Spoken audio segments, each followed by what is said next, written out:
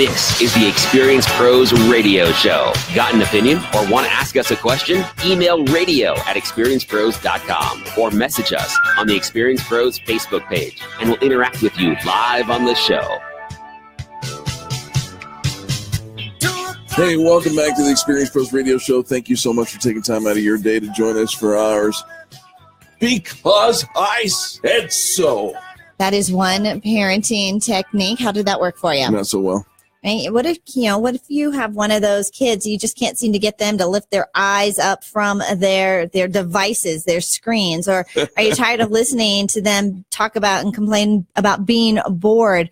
Are you unsure of how to get them through if they're angry after they lose a soccer game or get a bad grade? Or are they afraid to try something new? Well, parents across the globe face these common dilemmas, according to experts Dr. Daniel Siegel and Dr. Tina Payne Bryson. They call this a no-brain response. In their new book, The Yes Brain, How to Cultivate Courage, Curiosity, and Resilience in Your Child, both doctors give parents the advice and tools and scripts and activities needed to turn a no brain into a yes brain. And we're fortunate enough to have one of the authors, Dr. Daniel Siegel, here with us. Dr. Siegel, welcome to the Experience Pros Radio Show.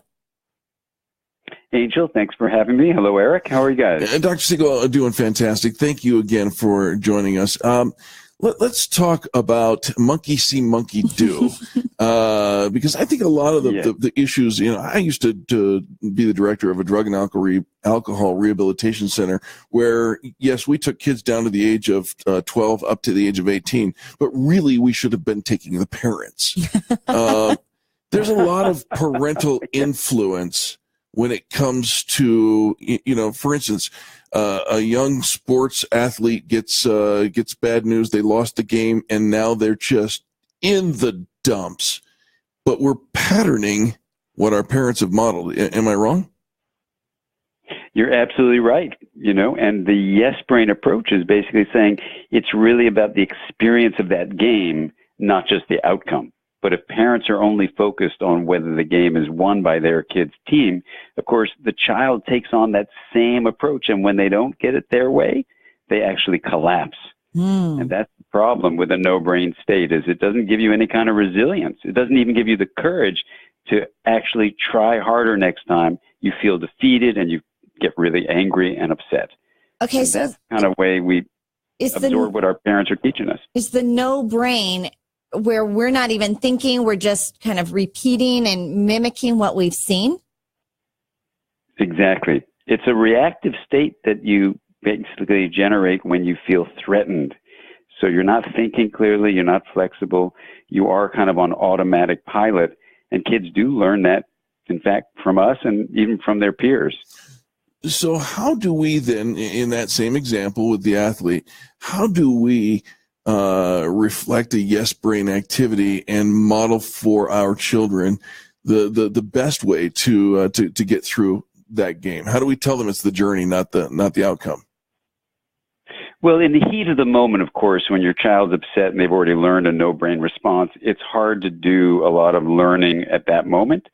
So you want to really have a big strategy that you're going to take into your home. And the strategy is like this.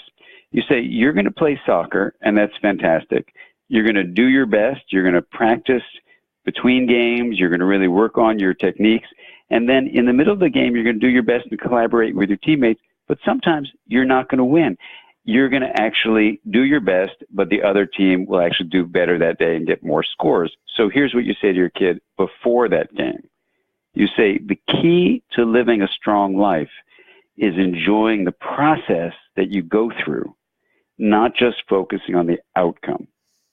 All right. That sounds super simple, but it is a difference that research shows makes all the difference. I can see it making all the difference for the family unit that embraces that. But what about the other 18 people on the team that may not be in harmony with that? And, you got a whole bunch of the naysayers, no brains, and one yes brain. Exactly. Well, here's the cool thing. When you study teams that actually support collaboration and really being focused on the journey together, let's say in a game, let's say basketball is an example, one of my colleagues studies basketball players. When they're really focusing on the process of playing the game and collaborating, they actually do better. But when they do lose, they take a deep breath and they go, okay, let's learn from this experience so we can try it a little differently next time. Being a person interested in the journey and the process, not just focused on the outcome, doesn't mean you're going to actually lose less. You're actually going to lose more. You're going to actually win more because you are flexible, you're adaptive, you come at it with a more creative way of doing things. The issue is you have the resilience so that when you don't win, and this is what you teach your child, this is a yes brain state, you teach them that they have an inner strength that even if they don't win the game, the inner strength stays with them. And that's the difference between a yes brain child and a no brain child who, when they lose, everything is gone. All right. You know, when we think about being this peaceful parenting, so often, and I think Eric was right when he said, we needed to enroll the parents because we come home at the end of the day, our boss has, kind of been on our case all day about different things or our peers at work, and we're carrying all this stress. And then of course you go to the teacher conference and you learn all this other stuff. And now we've got all these reports that are due and we've got this big game on Saturday. I mean, there is so much that we as parents are carrying. Before even talking to our children, are there things that we need to be doing to prep